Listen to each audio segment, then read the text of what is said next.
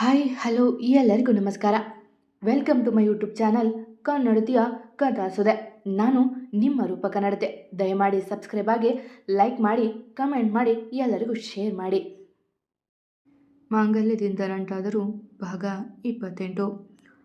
Uncle, ಅವನ್ಯಾಕೆ ನಿಮ್ಮ ಜೊತೆ ನೇರವಾಗಿ ಮಾತಾಡಲ್ಲ ಎಂದಾಗ ನಕ್ಕವರು, ಒಂದು ಕಾಲದಲ್ಲಿ ನಾನು ಹಾಗೆ ಇದ್ದೆ. ಅಪ್ಪ, ಅಮ್ಮ, ಅಕ್ಕ, ತಂಗಿ ಯಾರೂ ಬೇಡ ಅಂತ.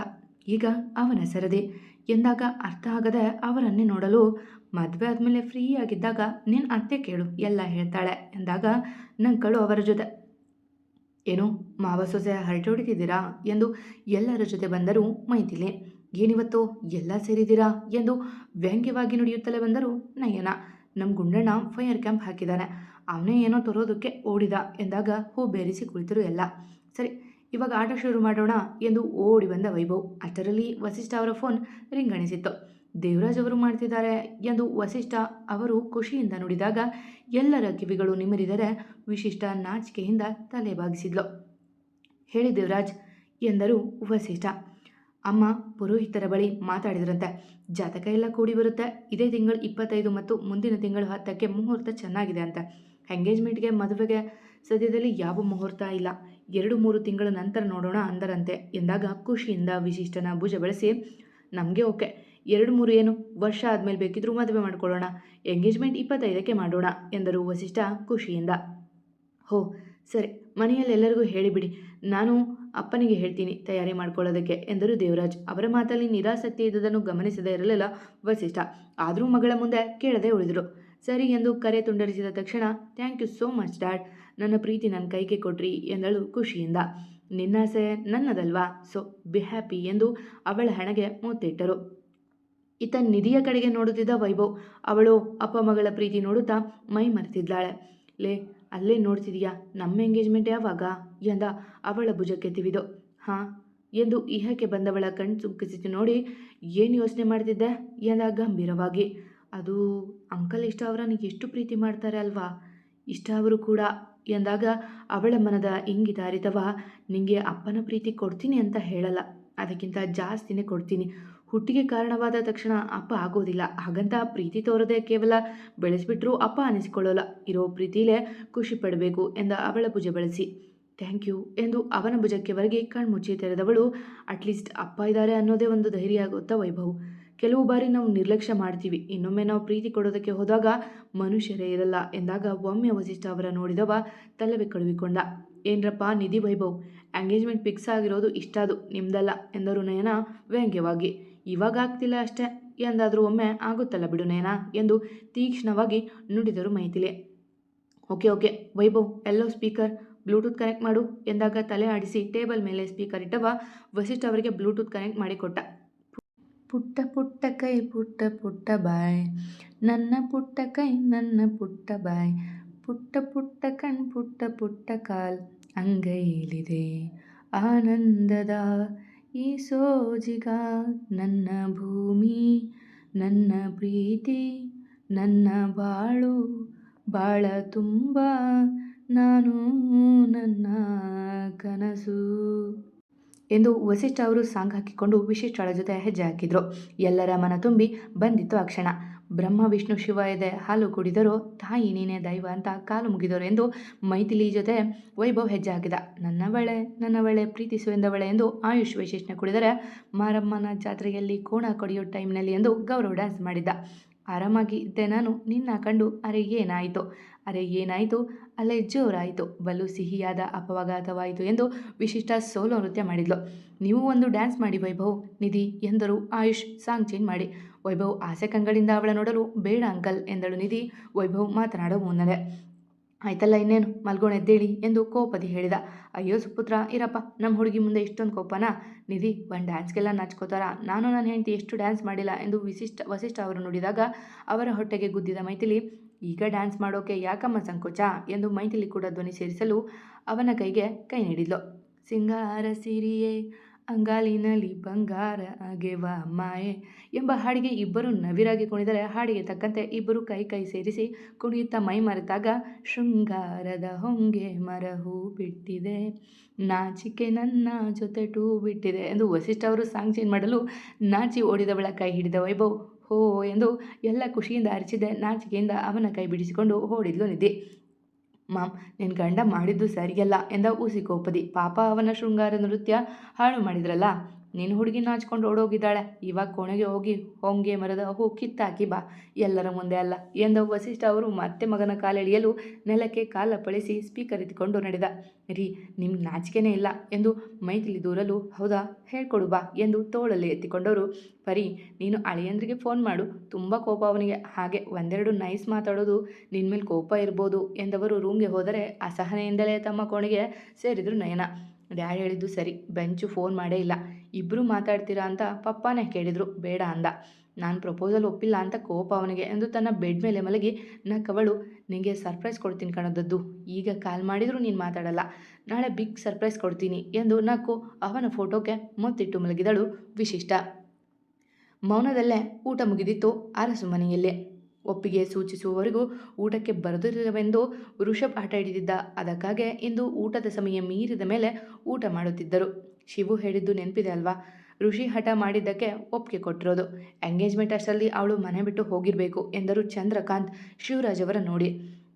ಹಾಂ ಎಂದು ಕೋಣೆ ಸೇರಿದರು ಶಿವು ಅವರು. ಶಿವು, ಕುಡಿದು ಬಂದಿದ್ದೀರಲ್ವಾ, ಆರೋಗ್ಯ ಏನಾಗಬೇಕು ಎಂದು ಅವರ ಹೆಗಲ ಮೇಲೆ ಕೈ ಇಟ್ಟರು ಸುವರ್ಣ. ಸಾಯ್ತೀನಿ, ಕುಡಿದು ಸಾಯ್ತೀನಿ. ಆತ್ಮಹತ್ಯೆ ಮಾಡಿಕೊಳ್ಳೋಕ್ಕಂತೂ ಧೈರ್ಯ ಇಲ್ಲ, ಅಟ್ಲೀಸ್ಟ್ ಹೀಗೆ ಸಾಯ್ತೀನಿ. ನೀನು ಒಂದು ಹೆಣ್ಣಾಗಿ ಆ ಮಗುಗೆ ಕೆಟ್ಟದಾಗಲಿ ಅಂತ ಬಯಸ್ತಿದೆಯಲ್ಲ, ನಿಮಗೆ ಒಳ್ಳೆಯದಾಗಲ್ಲ ಎಂದು ಬಡಬಡಿಸುತ್ತಾ ಮಲಗಿದರು ಶಿವರಾಜ್. ಅವರ ಸ್ಥಿತಿ, ಮಾತು ಕಣ್ಣೀರು ತರಿಸಿದರೂ ತಮ್ಮ ಅಸ್ತಿತ್ವವೇ ಮುಖ್ಯವಾಗಿತ್ತು ಸುವರ್ಣ ಅವರಿಗೆ. ನಾಚುತ್ತಾ ಓಡಿ ಬಂದ ನಿಧಿ ಹಾಸಿಗೆ ಮೇಲೆ ಕುಳಿತು ಮುಖ ಮುಚ್ಚಿದ್ದಳು. ಯಾಕೆ ನಿಧಿ, ಹಾಗೆ ಓಡಿ ಬಂದೆ ಎಂದು ಅವಳ ಪಕ್ಕ ಕುಳಿತನು. ಹಾಂ, ಇದು ಇಲ್ಲ ಎಂದು ಏಳಲು ನೋಡಿದವಳ ನಡು ಬೆಳೆಸಿ, ನಿಜ ಹೇಳು ನಿಧಿ, ನಿಂಗೆ ನಾನಂದರೆ ಇಷ್ಟ ಇಲ್ವಾ? ನನ್ನ ಕಣ್ಣು ನೋಡಿ ಹೇಳು ಎಂದ ಅವಳ ಮಗುವ ನೋಡುತ್ತಾ. ಅದು ವೈಭವ್, ನೀನಂದರೆ ಎನ್ನುವವಳಿಗೆ ತನ್ನಮ್ಮ ಮಧ್ಯಾಹ್ನ ಆಡಿದ್ದ ಮಾತುಗಳು ನೆನಪಾಗಿದ್ದೆ. ಬೇಡ, ನಾನು ಇವನಿಗೆ ಪ್ರೀತಿ ವಿಷಯ ಹೇಳಿ ನಾಳೆ ಅಮ್ಮ ಒಪ್ಪದಿದ್ರೆ, ಬೇಡ ಬೇಡ, ಅಮ್ಮ ಬಂದಮೇಲೆ ನಾನೇ ಹೇಳ್ತೀನಿ ಎಂದುಕೊಂಡಳು ಮನದಲ್ಲೇ. ಅವಳ ಮೌನ ನೋಡಿ ಕೋಪಗೊಂಡವ, ಡ್ಯಾಮಿಡ್ ಸ್ಟುಪಿಡ್, ಹೋಗಿ ಸಾಯಿ ಎಂದು ಅವಳ ಮೇಲೆ ಆರಿಸಿದವ ಅವಳ ಹಾಗೆ ತಳ್ಳಿ ನಡೆದ.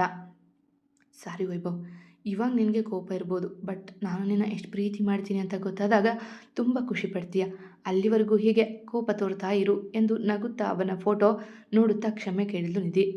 ಮನದಲ್ಲಿ ಮುಚ್ಚಿಟ್ಟಿರುವ ಪ್ರೀತಿ ಆಚೆ ಬರದೆ ಅಲ್ಲೇ ಸಮಾಧಿ ಆದರೆ ಅವನ ಪಾಡೇನೋ. ನಯನ ಅವರು ಕೋಣೆಗೆ ಬಂದಿದ್ದೆ ಕೋಪದಿ ತಮ್ಮ ಕಬೋರ್ಡ್ ತೆಗೆದು ಫೋಟೋವೊಂದನ್ನು ಕೈಗೆ ತೆಗೆದುಕೊಂಡರು. ಅದ್ವಿಕ್ ಅವರಿಗಿನ್ನೂ ಆಚೆ ಇದ್ದುದು ಅವರಿಗೆ ವರವಾಗಿತ್ತು. ನನ್ನ ಅಕ್ಕ, ದೊಡ್ಡಮ್ಮನ ಜೀವನ ಹಾಳು ಮಾಡಿ ನೀವಿಲ್ಲಿ ಖುಷಿಯಾಗಿದ್ದೀರಾ? ನಾನು ಯಾವುದೇ ಕಾರಣಕ್ಕೂ ನಿಮ್ಮನ್ನು ಬಿಡಲ್ಲ ಎಂದು ಹಲ್ ಕಡಿದವರು. ವಿಶಾಲ್ನ ದೊಡ್ಡಮ್ಮನಿಂದ ದೂರ ಮಾಡಿದ ಹಾಗೆ ನಾನು ವೈಭವ್ನ ದೂರ ಮಾಡ್ತೀನಿ. ಶರತ್ ಭಾವನ ಕೆಲಸ ಕಿತ್ಕೊಂಡು ವಿಶಾಲ್ ಅಕ್ಕನ ಕುಟುಂಬ ನರಳು ಹಾಗೆ ಮಾಡಿದ್ಯಲ್ಲ, ನಾನು ನಿನ್ನ ಮಗಳ ಜೀವನ ಹಾಳು ಮಾಡ್ತೀನಿ.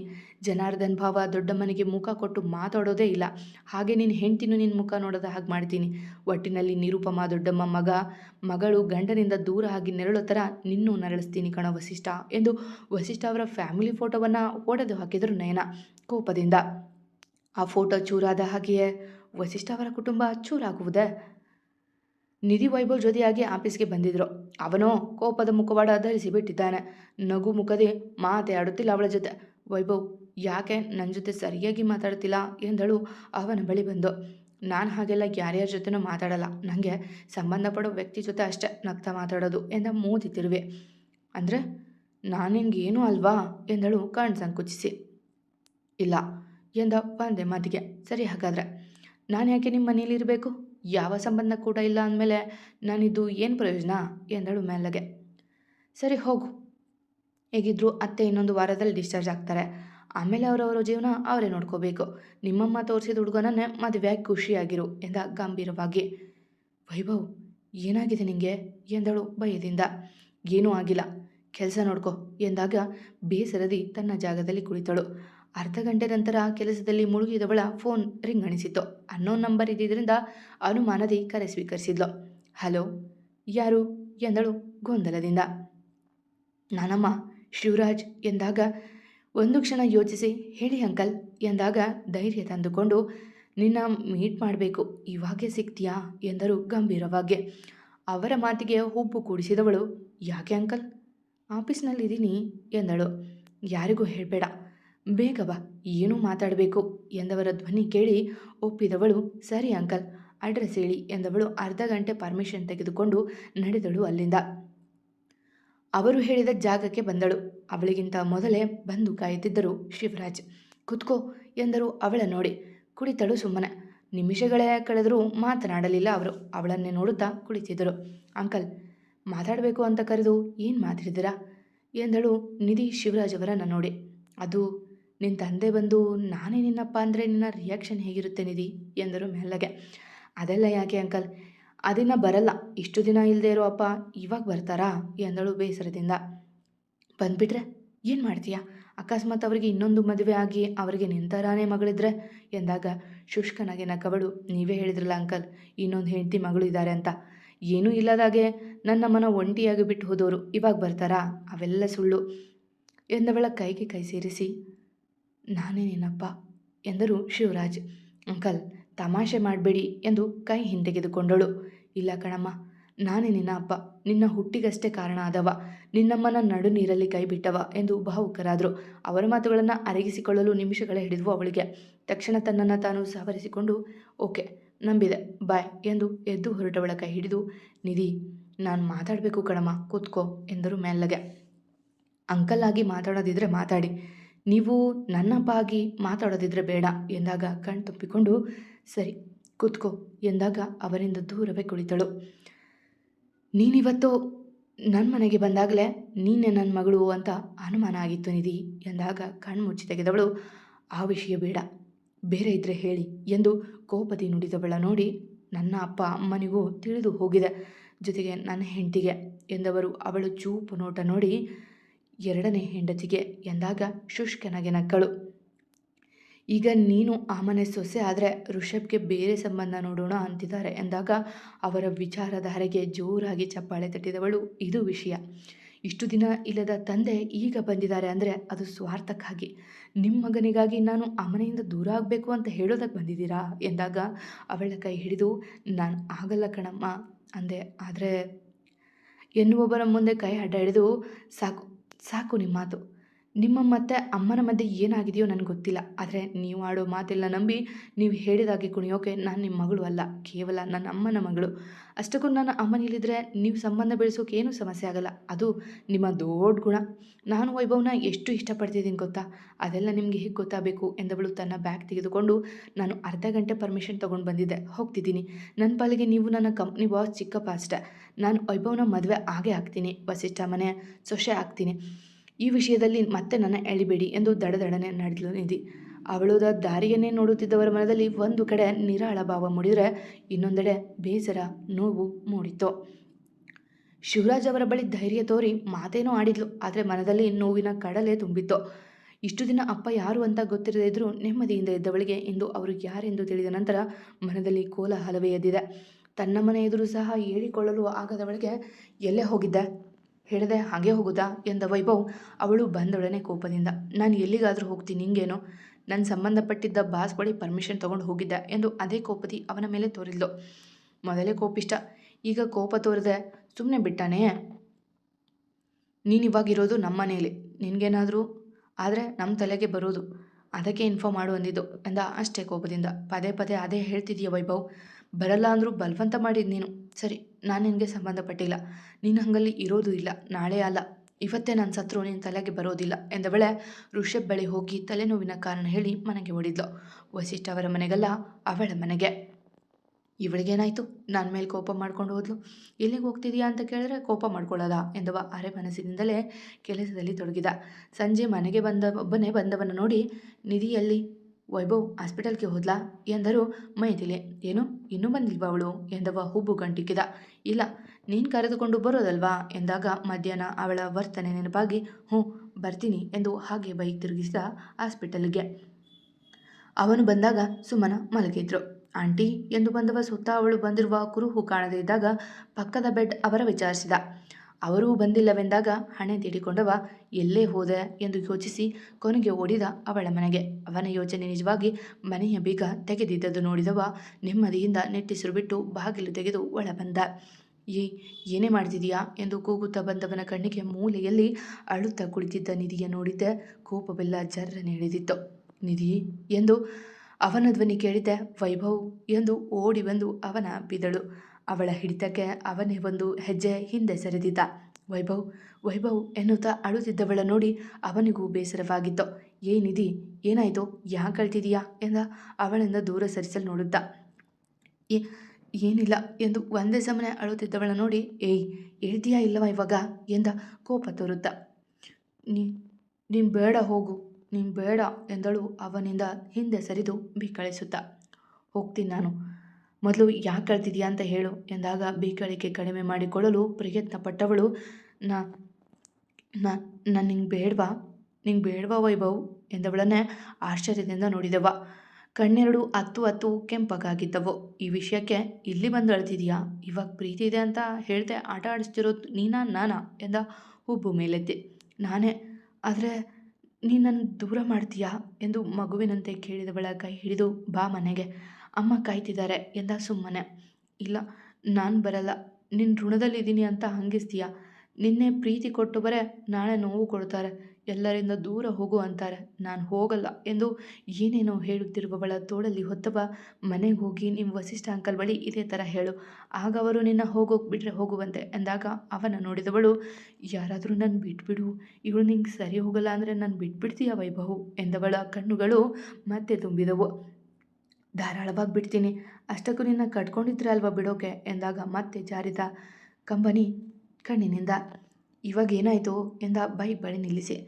ಯಾರೋ ಬಂದು ನನ್ನ ಬಿಡು ಅಂದಮೇಲೆ ದೂರ ಆಗೋ ಬದಲು ಇವಾಗೆ ದೂರ ಆಗೋಣ ವೈಭವ್, ನಾನಿಲ್ಲೇ ಇರ್ತೀನಿ ಎಂದವಳ ಕೆನ್ನೆಗೆ ಬಾರಿಸಿದವ. ಏನಾಗಿದೆ ನಿಂಗೆ? ಬಿಡಬೇಡ ಬಿಡು ಹೋಗ್ತೀನಿ ಅನ್ನೋದಕ್ಕೆ ಯಾರೋ ಮೂರನೇವರು ಹೇಳಿದ್ರೆ ಮಾತ್ರ ಅಲ್ಲ, ನಾಳೆ ನಾನು ನಿನಗೆ ಬೇಡ ಅಂದರೂ ಕೇಳಲ್ಲ ನಾನು, ಅರ್ಥ ಆಯ್ತಾ? ಈ ಜನ್ಮಕ್ಕೆ ನೀನು ನನಗೆ ಮಾತ್ರ ಸ್ವಂತ, ಮುಂದಿನ ಜನ್ಮಕ್ಕೆ ಯಾರಾದರೂ ನಿನ್ನ ಲೆವೆಲ್ ಹುಡುಗನ್ನ ನೋಡ್ಕೋವಂತೆ. ಸುಮ್ಮನೆ ಇನ್ನೊಮ್ಮೆ ದೂರ ಹೋಗ್ತೀನಿ ಬಿಡ್ತೀನಿ ಅಂದರೆ ಕುತ್ತಿಗೆ ಸಿಗ್ಬಿಡ್ತೀನಿ, ಕೂತ್ಕೊಳ್ಳೆ ಎಂದು ಗದರಿದ. ತಕ್ಷಣ ಬೈಕ್ ಏರಿದಳು. ಸ್ಟುಪಿಡ್, ಇಷ್ಟು ದಿನ ಇವಳು ಪ್ರೀತಿ ಹೇಳದೇ ಇದ್ರು ಜೊತೆಗೆ ಇದ್ಮೇಲೆ ಕೇಳ್ತಾಳೆ ದೂರ ಆಗ್ತೀಯಾ ಅಂತ, ಎಲ್ಲಿ ಹತ್ತಿರ ಆಗಿದ್ದಾಳೋ ಎಂದವ ವೇಗವಾಗಿ ಬೈಕ್ ಓಡಿಸಿದರೆ ಅವನ ಮಾತಿಗೆ ಮನದ ದುಗುಡ ಮರೆತು ಅವನ ಬಿಗಿಯಾಗಿ ಅಪ್ಪಿದಳು ನಿಧಿ. ಮತ್ತೆ ಸಿಗುವ. ಕಥೆ ಇಷ್ಟ ಆದರೆ ಕಮೆಂಟ್ ಹಾಕಿ, ಜಾಸ್ತಿ ಇಷ್ಟ ಆದರೆ ಸಬ್ಸ್ಕ್ರೈಬ್ ಆಗಿ. ಎಂದಿನಂತೆ ನಿಮ್ಮ ಪ್ರೀತಿ ಕಮೆಂಟ್ ಪ್ರೋತ್ಸಾಹದ ನಿರೀಕ್ಷೆಯಲ್ಲಿ ನಾನು ನಿಮ್ಮ ರೂಪ ಕನ್ನಡತೆ. ಧನ್ಯವಾದಗಳು.